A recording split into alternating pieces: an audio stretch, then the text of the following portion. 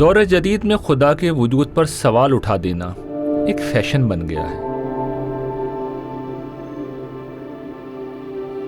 آج مذہب ہر طرف سے اعتراضات کی زد میں ہے، تاہم قرآن مجید نے جو تا قیامت انسانوں کے لیے ہدایت بنایا گیا ہے، ایسے ہر سوال اور اعتراض کو نظر انداز کر دیا ہے۔ اس کی سادہ وجہ یہ ہے کہ انکار خدا کے تصور کو علم و عقل کے مسلمات قبول کرتے ہیں، اور نہ انسانی فطرت کے لیے بے خدا کائنات کوئی مانوس تصور ہے۔ انکار خدا کی وجہ کچھ بھی ہو سکتی ہے، علم و عقل اور فطرت نہیں ہو سکتی۔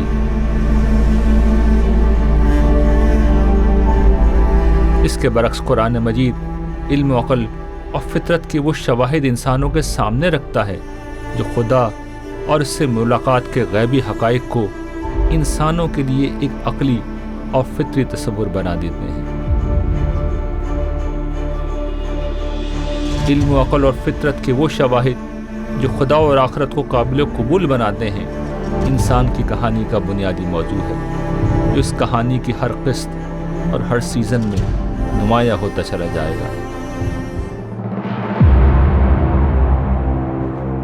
قرآن مجید کے مطابق اللہ تعالیٰ نے ابتدائے آفرینش میں تمام انسانوں کو ایک ساتھ پیدا کیا، اور پھر انہیں خود ان کے اوپر گواہ بنا کر ان سے پوچھا کہ کیا میں تمہارا رب نہیں ہوں؟ سب نے ایک زبان ہو کر جواب دیا کہ کیوں نہیں، ہم گواہی دیتے ہیں کہ آپ ہی ہمارے رب ہیں۔ انسان کی کہانی عرض امانت سے شروع ہوئی، جب اللہ تعالیٰ نے اپنا اختیار ایک محدود دائرے میں انسانوں کو امانتاً دیا تھا۔ قرآن مجید بتاتا ہے کہ انسانوں نے اپنے اس اختیار کو پہلی دفعہ اس وقت استعمال کیا تھا جب وہ اللہ تعالیٰ سے پہلی دفعہ ملے تھے اور اسے اپنا رب تسلیم کر لیا تھا۔ یہی انسان کی کہانی کا دوسرا مرحلہ ہے۔ اے پیغمبر، انہیں وہ وقت بھی یاد دلاؤ جب تمہارے پروردگار نے بنی آدم کی پشتوں سے ان کی نسل کو نکالا اور انہیں خود ان کے اوپر گواہ ٹھہرا لیا تھا۔ اس نے پوچھا تھا کہ کیا میں تمہارا رب نہیں ہوں؟ انہوں نے جواب دیا، ہاں آپ ہی ہمارے رب ہیں، ہم اس کی گواہی دیتے ہیں۔ دیکھیں، جو عہد الست ہے نا، یہ سورۃ الاعراف کے اندر رپورٹ ہوا ہے قرآن حکیم میں کہ اللہ تعالیٰ نے ارواح سے یہ سٹارٹ میں عہد لیا تھا جب اللہ تعالیٰ نے ان کو پیدا فرمایا اور پھر ڈورمنٹ پوزیشن میں رکھ دیا، اور پھر وقت کے ساتھ ساتھ وہ لوگ دنیا میں آ رہے ہیں۔ تو اس وقت اللہ تعالیٰ نے فرمایا تھا الستُ بربکم، کیا میں تمہارا رب نہیں ہوں؟ تو سب نے اقرار کیا تھا، قالوا بلا۔ اس معاہدے کا مطلب یہ ہے کہ اللہ تعالیٰ نے انسان کی نیچر اور فطرت میں اپنی معرفت ڈال دی ہے۔ یہ ہماری فطرت میں انگریوڈ ہے، ہمارے لاشعور میں پڑا ہوا ہے۔ کائنات میں جب بھی کوئی شخص آنکھ کھولتا ہے، اس کو ایک شعور کی عمر کو جب پہنچتا ہے تو وہ یہ بات سوچنے کے اوپر مجبور ہو جاتا ہے کہ مجھے کسی نے پیدا کیا ہے۔ چنانچہ دنیا ساری کو اگر آپ دیکھیں تو وہ کسی نہ کسی خدا کی تلاش میں رہتی ہے۔ یہ اسی عہد الست کا سمجھ لیجیے کہ ایک اثر ہے۔ انسانوں سے یہ اقرار لیے جانے کے بعد کیا ہوا، اسے ہم بعد میں موضوع بنائیں گے، لیکن پہلے یہ سمجھنا ضروری ہے کہ یہ واقعہ ہمیں کیوں سنایا گیا ہے اور کس طرح قرآن مجید غیبی حقائق کی طرف ہمیں متوجہ کرتا ہے۔ قرآن مجید جن حقائق کو ماننے کی دعوت دیتا ہے وہ پردہ غیب میں ہے۔ قرآن مجید اپنی آیتوں میں انفس و آفاق کی نشانیوں کے ذریعے سے ان حقائق کی طرف توجہ دلاتا ہے۔ آیت کا لفظی مطلب نشانی ہوتا ہے۔ کسی شخص کو کسی گھر یا مقام کا پتہ بتانے کے عمل میں نشانیاں بتانا بہت مفید ہوتا ہے۔ مثلا کسی گھر کی نشانی یہ بتائی جائے کہ سفید رنگ کے اس گھر کا گیٹ سیاہ ہے، گھر سے باہر ایک درخت لگا ہے اور گلی کے کونے میں مسجد واقع ہے، تو پتہ ڈھونڈنے والا بآسانی اس گھر تک پہنچ جائے گا۔ قرآن مجید بھی لوگوں کی رہنمائی ایسے ہی بالواسطہ طریقے پر کرتا ہے۔ وہ غیبی حقائق کو منطقی اور فلسفیانہ دلیلوں سے ثابت کرنے اور براہ راست ان کا مشاہدہ کرانے کے بجائے انفس و آفاق کی نشانیوں کے ذریعے سے لوگوں کے سامنے ان کی سچائی لاتا ہے۔ یہی قرآن مجید کا طرز استدلال ہے۔ وہ منطق اور فلسفے سے کام لینے کے بجائے سادہ عقلی اور فطری بات کہتا ہے۔ وہ ان حقائق کی طرف لوگوں کو متوجہ کرتا ہے جو ان کے اندر یا ان کے سامنے ہوتے ہیں۔ ان میں سے ہر چیز ان غیبی حقائق کی گواہی دیتی ہے جن کی طرف قرآن بلاتا ہے۔ غیبی حقائق کو اس دنیا میں پانے کا کوئی دوسرا طریقہ نہیں پایا جاتا۔ میں بھی اپنے مطلوبہ مقام تک ایسے ہی پہنچا ہوں۔ قرآن مجید بھی اسی طرح ان لوگوں کی رہنمائی کرتا ہے جو حق کے متلاشی ہوتے ہیں۔ رہے وہ لوگ جو ہدایت پانا ہی نہیں چاہتے، وہ قرآن جیسی روشنی پا کر بھی محروم ہی رہتے ہیں اور ساری زندگی اندھوں کی طرح بھٹکتے پھرتے ہیں۔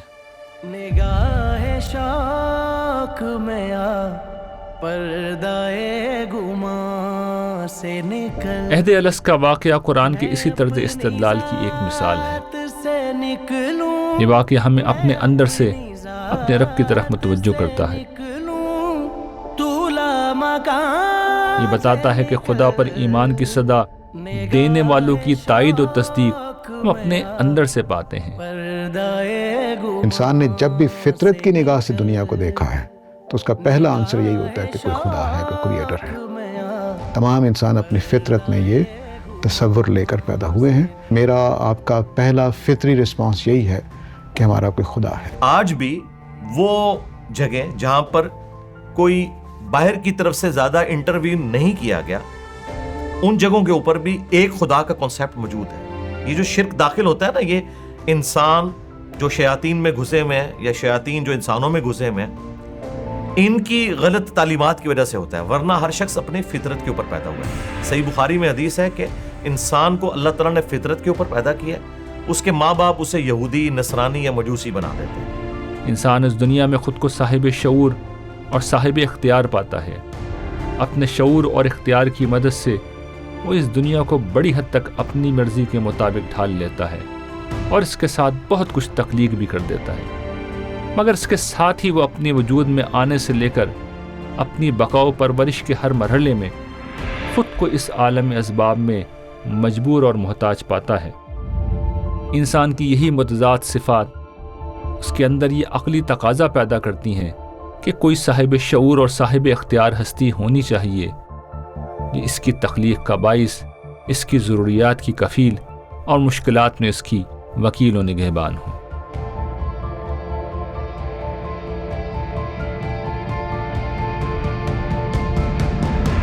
اس کے ساتھ جب انسان اپنے اندر نظر ڈالتا ہے تو اپنے خالق و مالک کا تصور انسان کو ایک مانوس حقیقت لگتا ہے۔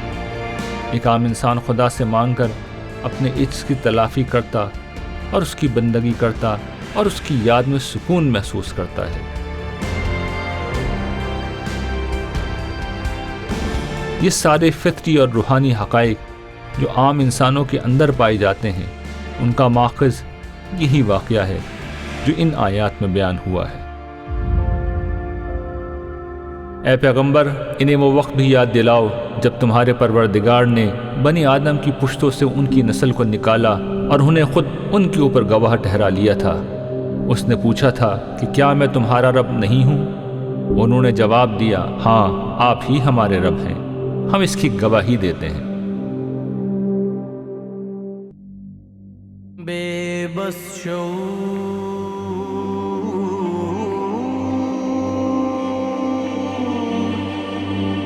اندھے خیالوں کے بس میرا ہے، میرے بے مثال میری دسترس میں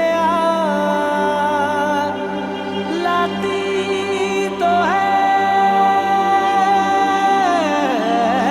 صبا تیری خوشبو صدا، مگر اے خالق صبا کبھی خود بھی قفس میں آ، اے خالق صبا کبھی خود بھی قفس میں آ۔ نگاہ شوق میں آ پردائے گماں से निकल निगाहे शौक में आ पर्दाए गुमा से निकल मैं अपनी जात से निकलूं मैं अपनी जात से निकलूं तू लामकान से निकल निगाहे शौक में आ पर्दाए गुमा से निकल। अपने खालिक व मालिक से मुताल्लिक ये एहसासात जिनको इंसान अपनी फितरत में पाता है वो मादी दुनिया में पाए जाने वाले जमादात, नबातात और हैवानात में कहीं पाए ही नहीं जाते कि ये सोचा जाए कि इंसानी शऊर ने इनको कहीं बाहर से अख़ज़ किया होगा। खुदा को मानना एक ऐसी हकीकत को मानना है जिसकी तायीद व तस्दीक हम अपने अंदर से पाते हैं।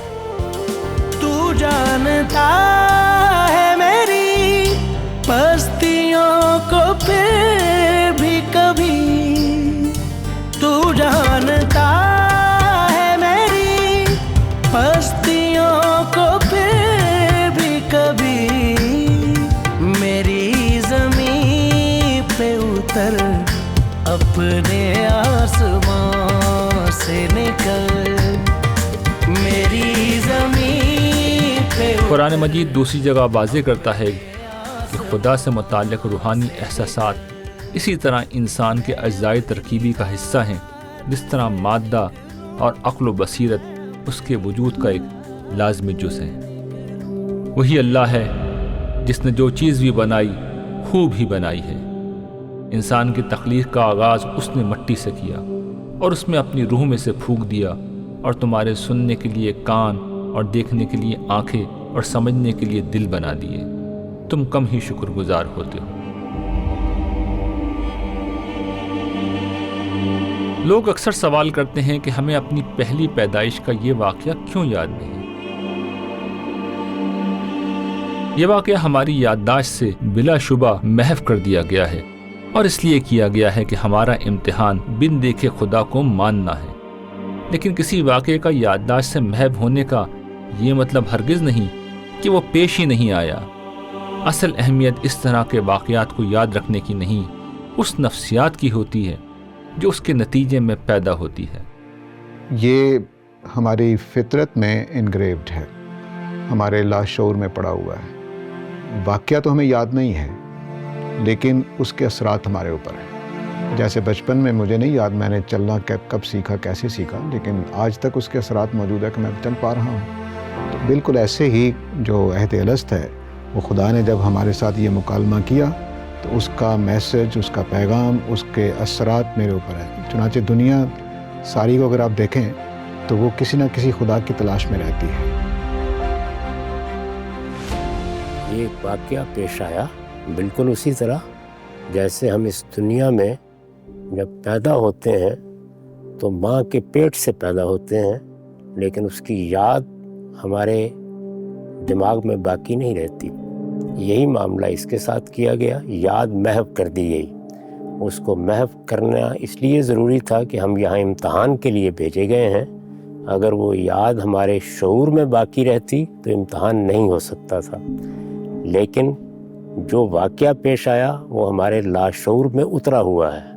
उसके आसार व शवाहिद हम यहाँ भी देखते हैं, और जब खारिज से उसके लिए तहरीकात पैदा होती हैं तो उसके लाजमी नतीजे के तौर पर हम एक परवरदिगार को न सिर्फ ये कि समझ लेते, मान लेते, कबूल कर लेते, बल्कि उसके साथ उसी तरह का ताल्लुक़ महसूस करते हैं जैसे एक बच्चा अपनी माँ के साथ महसूस करता है।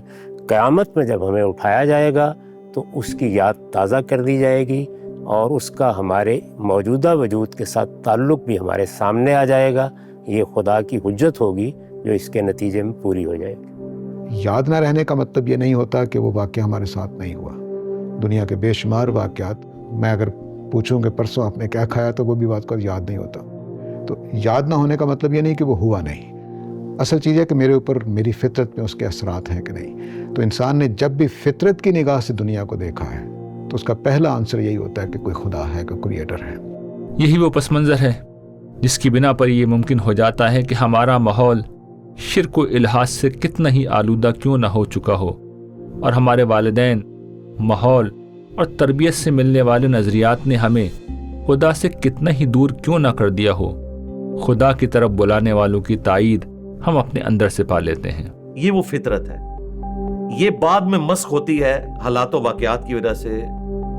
जिस माहौल के अंदर आप अपना वक्त गुजारते हैं, जिस कम्युनिटी के अंदर वक्त गुजारते हैं, अगर आप अपनी अक्ल को इस्तेमाल नहीं करते तो वो मेंटल मॉडल्स जो बचपन ही से आपके लिए बन जाते हैं, जो आपने सुना होता है, तो इंसान शिर्क के अंदर मुब्तला हो जाता है। लेकिन उसके अंदर वो हकीकी एक तौहीद मौजूद है। अल्लाह ताला ने इंसान की नेचर और फितरत में अपनी मारिफत डाल दी है। जैसे सच को इंसान पसंद करता है, झूठ से नफरत करता है, तो ऐसे ही खुदा की मारिफत, एक खुदा को मानना, ये इंसान की फितरत की आवाज है।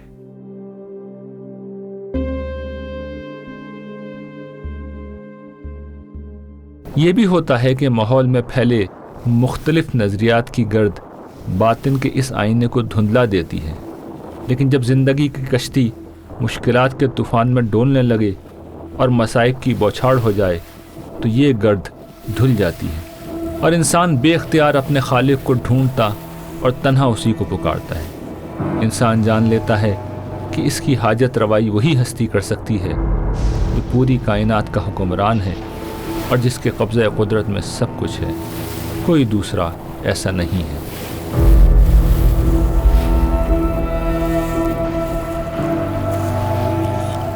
वो अल्लाह ही है जो तुम्हें खुश्की और तरी में सफ़र कराता है, यहाँ तक कि जब तुम कश्ती में होते हो और कश्तियाँ लोगों को लेकर मवाफ़िक़ हवा चल रही होती हैं और लोग इससे शादों फरहा होते हैं कि यकायक इस पर एक तुंद हवा आ जाती है और कश्ती के मुसाफिरों पर हर तरफ से मौजें उठने लगती हैं और वो समझ लेते हैं कि तूफ़ान में घिर गए।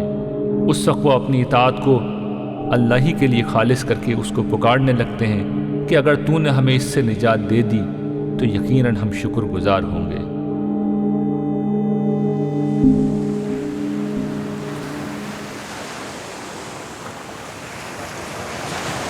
मैं इस वक्त समंदर में होने की बिना पर फ़ज़ा में नमी के असरात को वाज़ेह तौर पर महसूस कर रहा हूँ। इसी तरह इंसानी शख्सियत पर उसके माहौल के असरात बहुत गहरे होते हैं।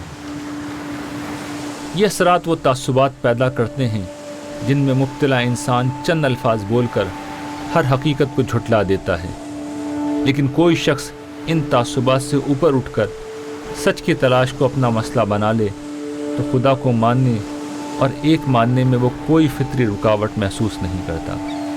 इस बात की तायद वो अपने अंदर से पा लेता है। अपने खालिक व मालिक की इबादत करके उसे वही सुकून मिलता है जो एक प्यासे को पानी से नसीब होता है। जिस तरह प्यास हमारे अंदर से पैदा होती है, खुदा की तलब भी हमारे अंदर ही से उठती है। वजूद बारी ताला की वो शहादत है जो एक आम आदमी को अपने अंदर से मिल जाती है। हर साल फितरत इंसान इसी वजह से अपने ज़ात के ज़रिए से, अपने वजूद से, अपने शऊर से इस बात की गवाही देता है और अपने अंदर ये तस्लीम करता है कि वो किसी खुदा का बंदा है, किसी माबूद का आबिद है, और ये इसका असर तमाम तहजीबों में भी जो आज तक वजूद में आई हैं नज़र आता है।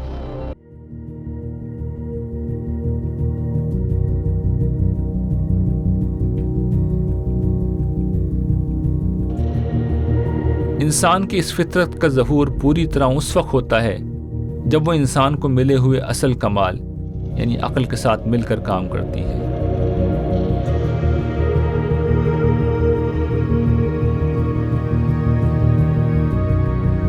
इंसानी अक्ल जैसे ही किसी शय की ये हकीकत समझ लेती है कि वो बनी हुई है, वो फ़ौरन उसके खालिक को ढूंढती है, क्योंकि इंसानी अक्ल व फितरत के लिए नाकाबिल तसव्वुर है कि किसी मखलूक का कोई खालिक और किसी तामीर का कोई मेमार न हो। फिर ये कैसे मुमकिन है कि इंसान जैसी गैर मामूली मखलूक का कोई खालिक और कायनात जैसी अजीम और हैरत अंगेज़ कवानीन से आरास्ता इस तामीर का कोई मेमार न हो।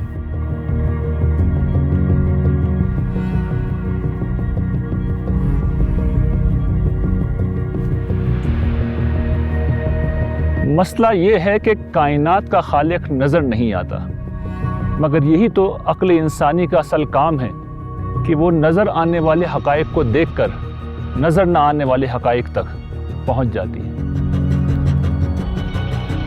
انسان اپنے ارد گرد جس حیرت انگیز دنیا کو دیکھتا ہے، وہ عقل انسانی کے سامنے یہ سوال رکھ دیتی ہے کہ اس عظیم کائنات کو کس نے پیدا کیا؟ پھر اس دنیا میں ایسا نظم، نفع بخشی اور زندگی کے فروغ، تحفظ اور بقا کا یہ اہتمام کس نے کر رکھا ہے؟ خالص عقلی طور پر اس سوال کا ایک ہی جواب ممکن ہے، وہ یہ کہ اس کائنات کا ایک خالق و مالک ہے جس کی عظمت اور قدرت کا اظہار یہ لامحدود کائنات ہے۔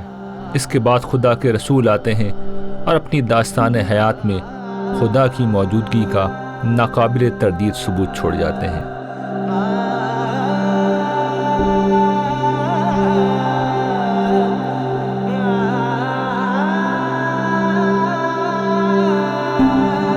اس سوال کا دوسرا جواب جو انکار خدا کی شکل میں دیا جاتا ہے، وہ خوش قسمتی اور اتفاق پر مبنی ایک فکشن کے سوا کچھ نہیں۔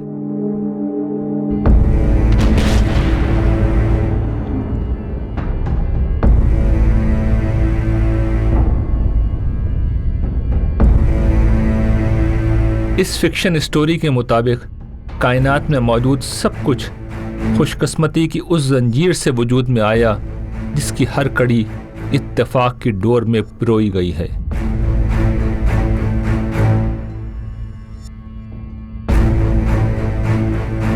یہ ایک اتفاق ہے کہ اس کائنات میں انتہائی منظم قوانین پائے جاتے ہیں۔ یہ اتفاق ہے کہ سورج زمین سے ایک ایسے فاصلے پر ہے جس کی بنا پر یہاں زندگی ممکن ہوئی۔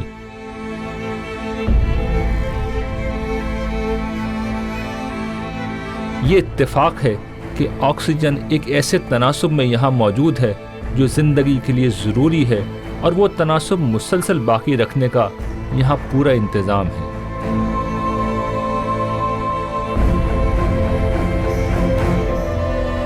یہ اتفاق ہے کہ یہاں دن و رات کا سلسلہ ایک خاص ترتیب و توازن سے جاری ہے۔ یہ اتفاق ہے کہ سورج، ہوا، سمندر، بادل، پہاڑ، دریا اور دھرتی مل کر خوراک اور پانی کی مسلسل فراہمی کو یقینی بناتے ہیں۔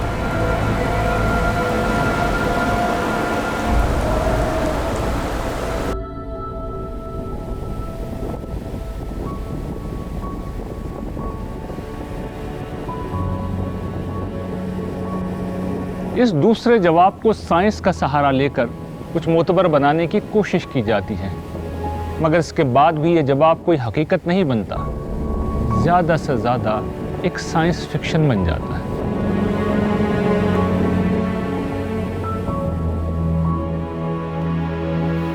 اس طرح کے سائنس فکشن پر یقین رکھنے والے لوگ یہ بھول جاتے ہیں کہ سائنس کا دائرہ کار صرف یہ بتانا ہے کہ یہ کائنات کیا ہے اور کیسے چل رہی ہے، اسے کس نے بنایا اور کس نے وہ طبعی قوانین بنائے جن کے تحت یہ چل رہی ہے۔ یہ بتانا سائنس کا دائرہ کار ہی نہیں۔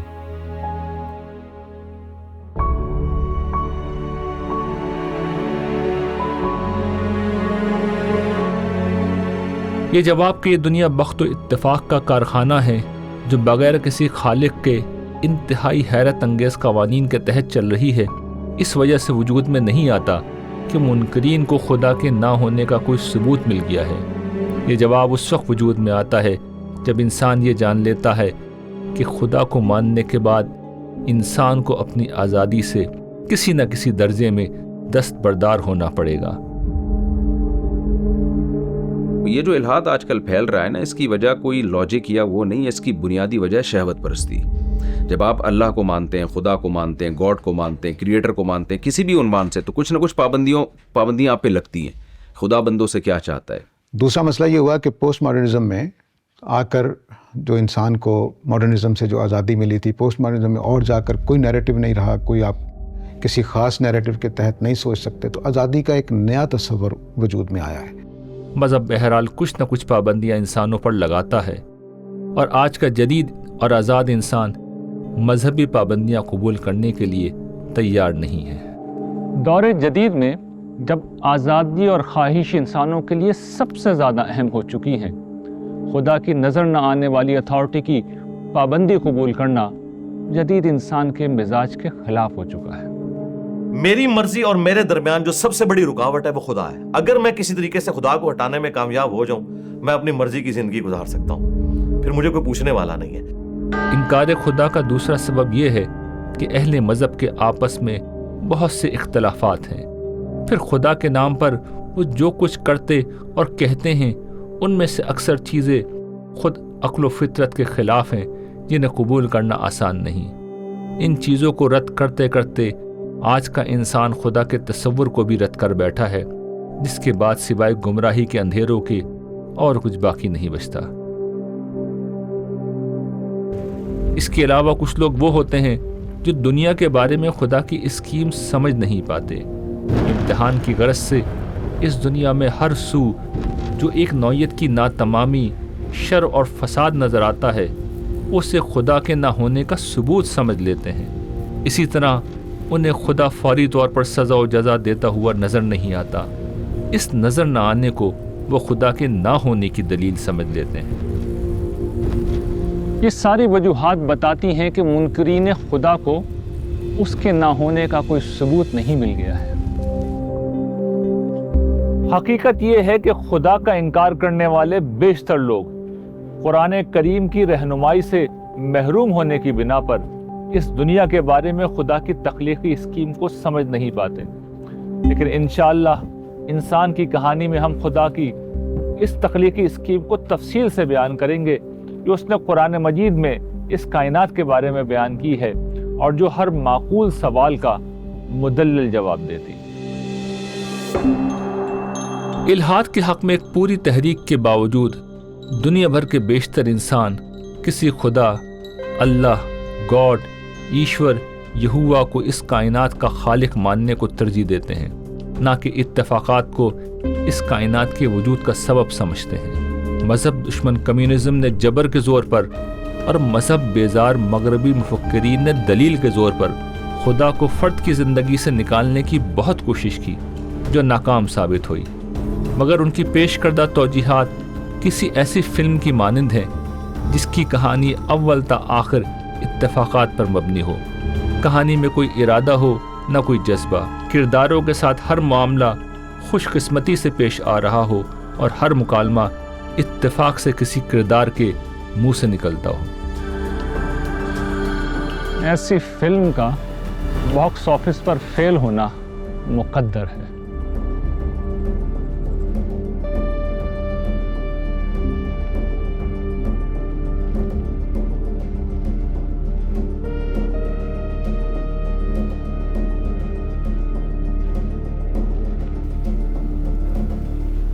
فطرت کی یہ دلیل اور عقل انسانی کا یہ فیصلہ اتنا واضح ہے کہ الحاد کے فکری غلبے کے موجودہ دور میں بھی انسانوں کی اکثریت آج بھی کسی نہ کسی طرح خدا اور مذہب سے وابستہ ہے۔ پیو گلوبل کی مذہب کے حوالے سے شائع ہونے والی ایک تحقیقی رپورٹ 2015 سے 2060 تک مذہبی بنیادوں پر دنیا کا ایک نقشہ ہمارے سامنے پیش کرتی ہے۔ اس رپورٹ کے مطابق آج بھی دنیا کی غالب اکثریت خدا اور مذہب کی نام لیوا ہے۔ صرف 16% لوگ خود کو کسی مذہب سے متعلق نہیں کرتے، باقی 84% لوگ خدا، مذہب اور کائنات کی غیر مادی تعبیر کو ماننے والے ہیں۔ یہ اعداد و شمار بتاتے ہیں کہ انسانوں کا تخلیق کردہ سارا علم بھی یہ منوانے پر زور لگا دے کہ خدا موجود نہیں، تب بھی انسانی فطرت تصور خدا کو چھوڑنے پر آمادہ نہیں ہے۔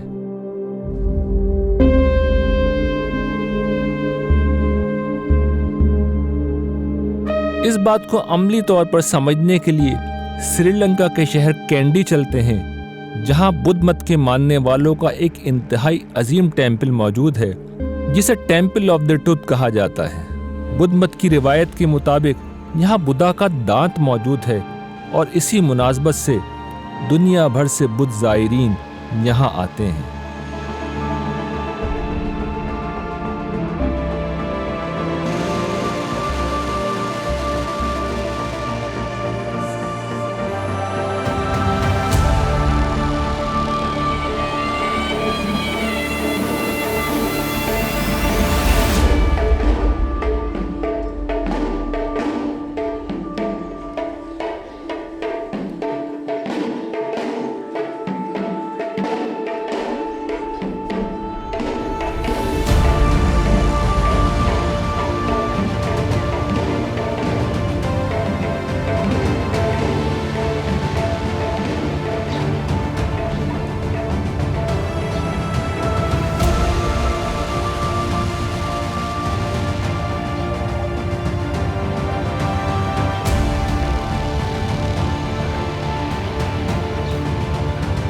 بدھ مت اس حقیقت کی ایک زندہ مذہبی مثال ہے۔ بدھ مت میں خدا کا تصور نہیں پایا جاتا، مگر اس مذہب کے پیروکار زبان حال سے یہ بتاتے ہیں کہ انسانوں کے اندر پایا جانے والا جذبہ عبودیت اور روحانیت ہر حال میں زندہ رہتی ہے، سوائے اس کے کہ کوئی انسان رد عمل کی نفسیات میں مبتلا ہو کر خود ہی اس کا گلا گھونٹ دے۔ اس کہانی کی اگلی قسط میں ہم یہ دیکھیں گے کہ اللہ تعالیٰ نے کس طرح انسان کو مسجود ملائک بنا کر زمین کا اقتدار عطا کیا اور یوں اس صاحب اختیار ہستی کو صاحب اقتدار بھی کر دیا۔